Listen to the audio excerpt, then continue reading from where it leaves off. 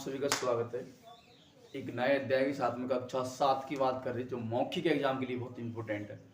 इस वीडियो को जरूर देखिए दोस्तों, बीच में स्किप नहीं करना, लगातार वीडियो देखना और अच्छी लगे तो कमेंट करके जरूर बताना दोस्तों कैसी लगी आपको ये वीडियो, जरूर बताना, लास्ट में कमेंट जरूर करना। तो गाइस मैं बात करता हूँ एक ऐसे टॉपिक जो मौखिक एग्जाम की दृष्टि से देखते हुए और एग्जाम की दृष्टि से देखते हुए अर्धवार्षिक के एग्जाम बहुत इंपॉर्टेंट प्रश्न और इसके बारे में बताने वाला हूं। तो चैप्टर का नाम है त्रिभुज और उसके गुण। क्या भाई? त्रिभुज एवं उसके गुण। क्या? त्रिभुज एवं उसके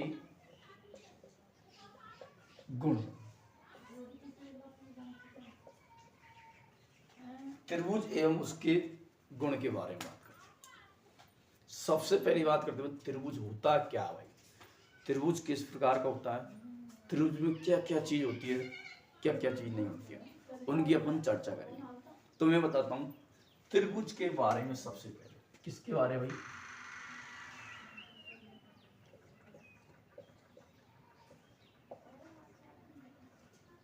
त्रिभुज। तो त्रिभुज के बारे में बात करें तो सबसे पहली बात तो तीन रेखा खंडों से मिलकर बनी आकृति को अपन क्या कहते हैं? त्रिभुज कहते हैं। क्या? तीन रेखा खंडों से मिलकर बनी आकृति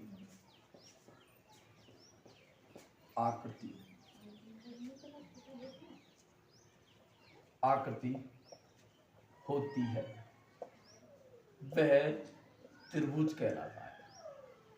क्या भाई? वह त्रिभुज कहलाता है।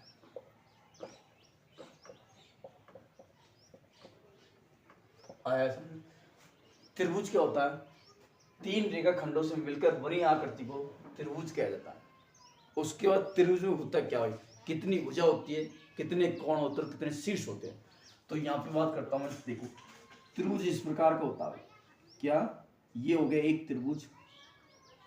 तो यहां से देखो तीन खंड हुए मिलके, तो ए बी और ये सी, ये मैंने नाम दे दिया। अब यहाँ पे भुजा कौन कौन सी? क्या भाई? भुजा। सबसे पहले बात करता मैं भुजाओं के बारे में। तो देखो यहाँ पे भुजा, ये वाली भुजा होगी ए और बी, ए बी, ये भुजा होगी। एक दूसरी होगी बी सी, ये बी सी भुजा होगी। एक होगी ए सी भुजा। क्या? ए सी भुजा। तो इस प्रकार से इसमें तीन तो क्या होगी? भुजा होगी। उसके बाद कोण के बारे में बात करते हुए, कोण।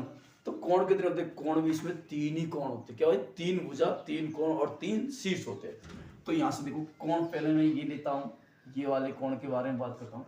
तो कोण बी ए सी। उसके बाद दूसरा कोण आएगा कोण ए बी सी। तीसरा कोण बी सी ए। ये जो कोण होता है वो क्या भाई? बीच में लगा होता है। तो एक, दो और तीन आया। इस प्रकार से मैंने तीन कोण। उसके बाद करते इसको शीर्ष। क्या भाई? शीर्ष कितने होते हैं? शीर्ष भी तीन होते हैं। अब शीर्ष कौन से होते हैं इसमें? देखो एक, दो, तीन। तो यहाँ पे शीर्ष क्या हो जाएगा? ए बी सी, तीनों शीर्ष हो जाते हैं। तो इसको नाम देंगे अपन ए बी और सी। ये तीन क्या हो गए? इसके शीर्ष हो गए। आया समझ में? अपन अब कर सकते हो कि त्रिभुज क्या होता है?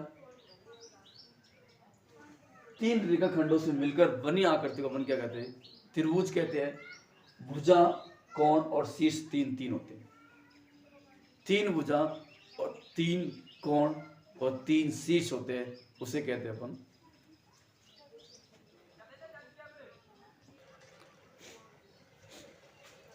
अब बात करते हैं त्रिभुज के प्रकार। त्रिभुज कितने प्रकार के होते हैं? तो यहां पे मैं बात करता हूं त्रिभुज के प्रकार।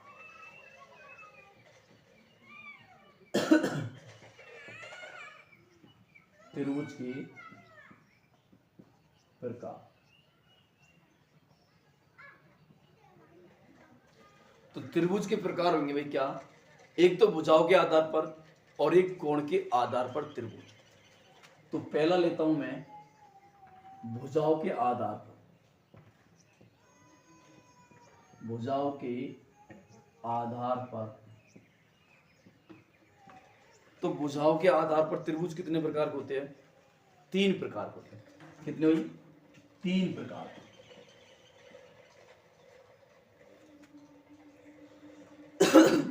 करो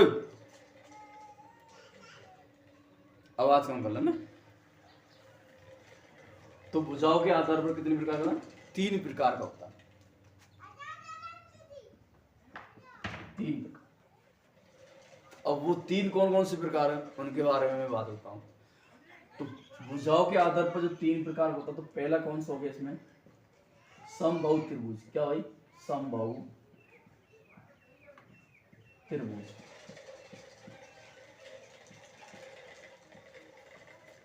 इसको चला ले।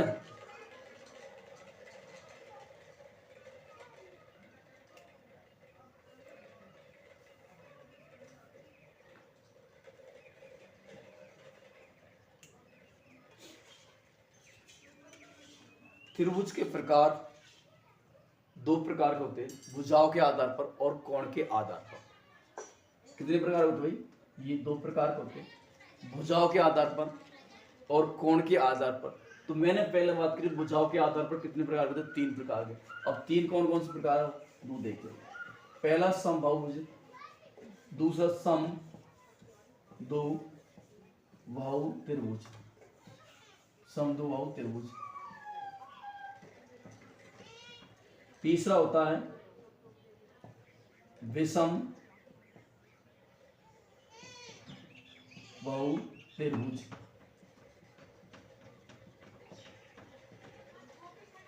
ये हो गया भाई तीनों प्रकार। अब आगे बात करते हैं दूसरे नंबर कोण के आधार पर। क्या भाई, कोणों के आधार पर कितने प्रकार होते हैं, ये भी 3 प्रकार।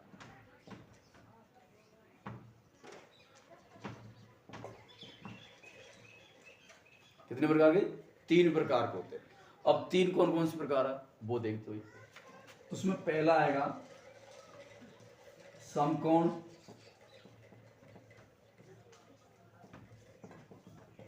समकोण। दूसरा आएगा अधिक कोण,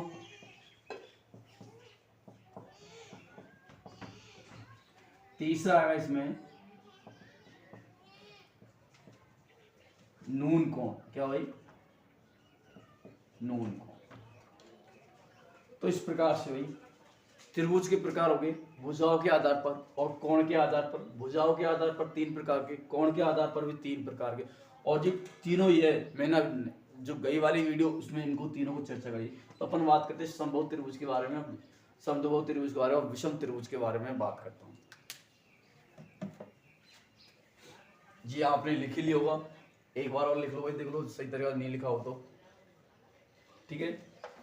अब बात करते हैं अपन भुजाओं के आधार पर त्रिभुज के बारे में।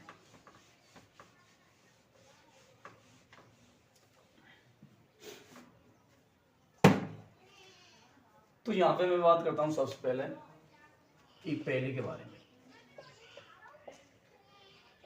समबाहु त्रिभुज।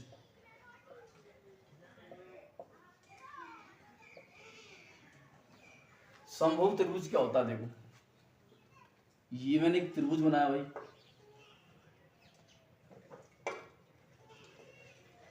ये वाला एक कोण हो गया, इसका कोण B और ये कोण C हो गया। तो यहां पे क्या होगा, परिभाषा में वह त्रिभुज जिसकी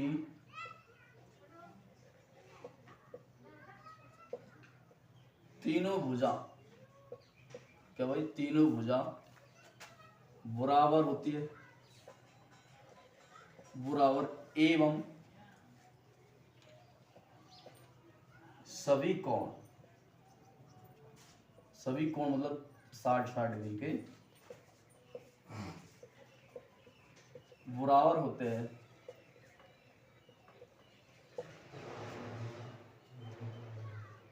वह त्रिभुज समबाहु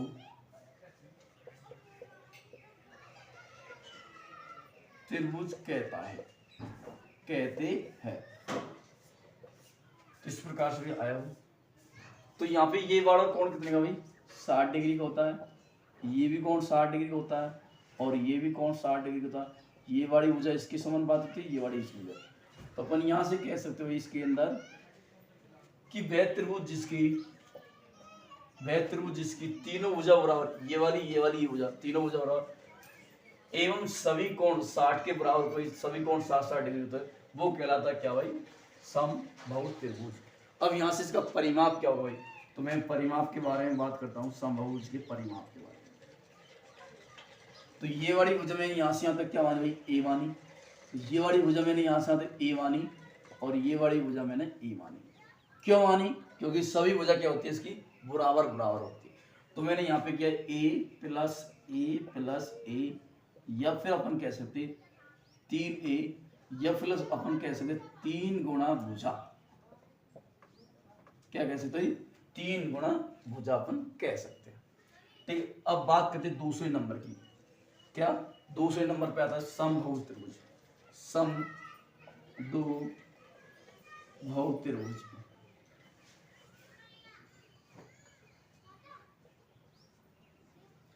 अब इसके अंदर क्या होगा, कोई दो भुजा समान होती है, तीसरी भुजा अलग होती है, वह क्या कहलाता है समद्विबाहु त्रिभुज।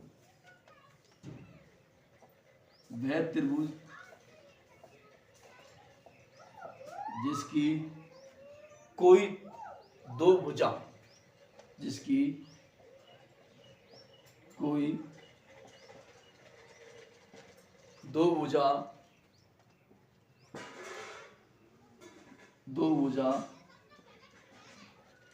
बराबर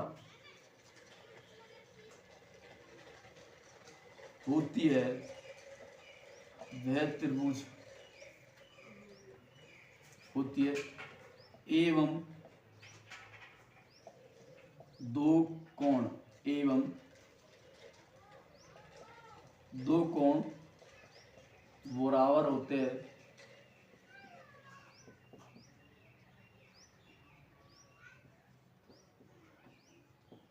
वह त्रिभुज समद्विबाहु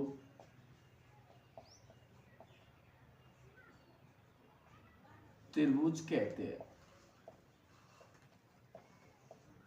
देखो आज ये मैंने एक भुजा ली, और ये वाले कोण, ये कोण, जो ये कोण बनेंगे दोनों, तो ये एक दूसरे क्या है, ये दोनों भुजा बराबर है, तो ये दूसरे क्या है बराबर है, इसलिए कहते हैं इसको समद्विबाहु त्रिभुज कहते हैं। अब लास्ट का एक और रह रहा है भाई तीसरे नंबर का, मैं इनको मिटा देता हूँ। तीसरा नंबर का ये आया हमको अच्छी तरह से। तो यहाँ पे सॉरी, इसका परिमाप भी देख लेते हो एक बार। ये भुजा यहाँ से यहाँ तक क्या मानी मैंने भाई ए मानी, ये भुजा यहाँ से यहाँ तक मैंने बी मानी, ये भुजा यहाँ से यहाँ तक मैंने क्या मानी बी मानी। इसका परिमाप क्या हो जाएगा, ये दो भुजा तो 2b प्लस a, ये इसका क्या होगा परिमाप निकल के आया। अब आगे बात करते अपन भाई, ये दोनों कंप्लीट करवा दिए। अब बात करते तीसरे नंबर के बारे में। देखिए दोनों अच्छी तरह से समझ में आ गया होगा।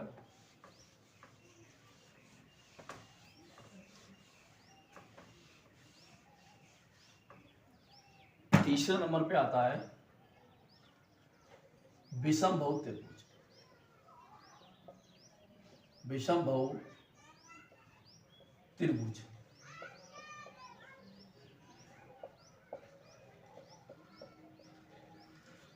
दिख तो रहा ना।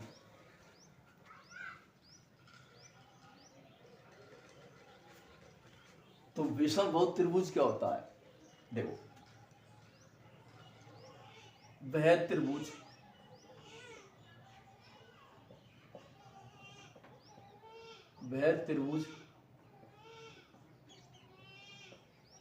जिसकी सभी भुजा, क्या भाई, जिसकी सभी भुजा, सभी भुजाएं अलग अलग एवं सभी कोण, एवं सभी कोण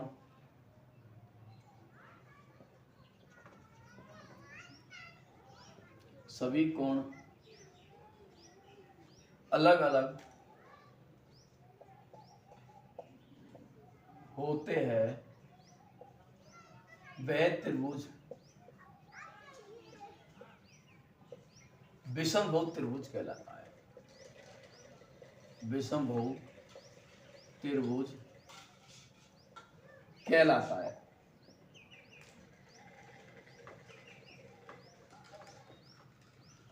क्या भाई, विषमभुज त्रिभुज कहलाता है। विषमभुज वह त्रिभुज जिसकी सभी भुजाएं अलग अलग एवं सभी कोण अलग अलग होते हैं, वह त्रिभुज समभुज विषमभुज त्रिभुज कहलाता है। क्या भाई, विषमभुज त्रिभुज कहलाता है। जिस प्रकार से मैंने देखा भाई, ये मैंने डायग्राम बनाया, ठीक है, एक ये बना दिया और एक ये बना दिया, तो देखो इसकी ये वाली भुजा अलग है, ये वाली भुजा अलग है, ये वाली भुजा, सब मतलब पूरी भुजा क्या है इसकी अलग अलग है। ये वाली भुजा इसके अलग है, ये वाली भुजा इसके अलग है, तो ये क्या भाई कहलाता है विषमभुज त्रिभुज। इसका जो परिमाप होता है भाई, क्या इसका परिमाप होगा वो क्या होगा, यहाँ से यहाँ तक मैंने माना क्या भाई ए, यहाँ से यहाँ तक मैंने क्या माना बी, और यहाँ से यहाँ तक मैंने क्या माना भाई सी माना। तो इस प्रकार से अपन कर सकते हो। तो परिमाप क्या होगा ए प्लस बी प्लस सी, ये इसका क्या कहलाएगा, पूरे का परिमाप कहलाता है। इस प्रकार से मैंने त्रिभुज के बारे में बताया। अब आगे बात करें त्रिभुज पर माध्यिका डालते हैं वो कैसी होती है। ठीक है दोस्तों, चर्चा पाइथागोरस परिमेय, ये मैंने आपको पढ़ाई। जैसे कि मैंने लिया भाई समकोण त्रिभुज, ये मैंने लिया समकोण। समकोण त्रिभुज में ये कितने का होता है, 90 डिग्री का होता है, आपको पता। ये ए, ये बी और ये ना सी हो गया। अब यहाँ से ए बी सी हो गया, तो भाई समकोण के सामने वाली भुजा क्या कहलाती है, कर्ण कहलाती है। तो यहाँ लिखूंगा मैं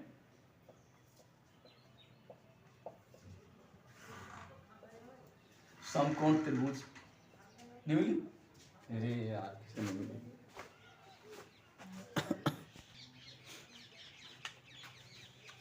समकोण त्रिभुज,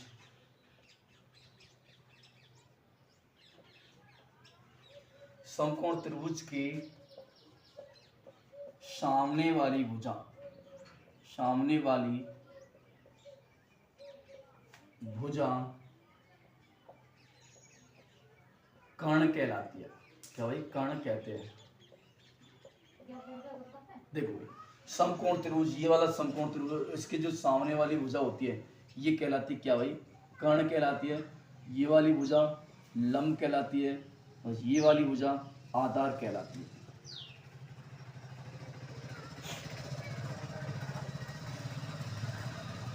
ये कर्ण, ये आधार और ये लंब।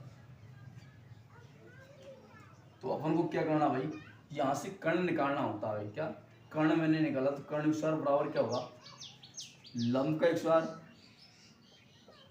प्लस आधार का स्क्वायर, आधार का स्क्वायर हो गया।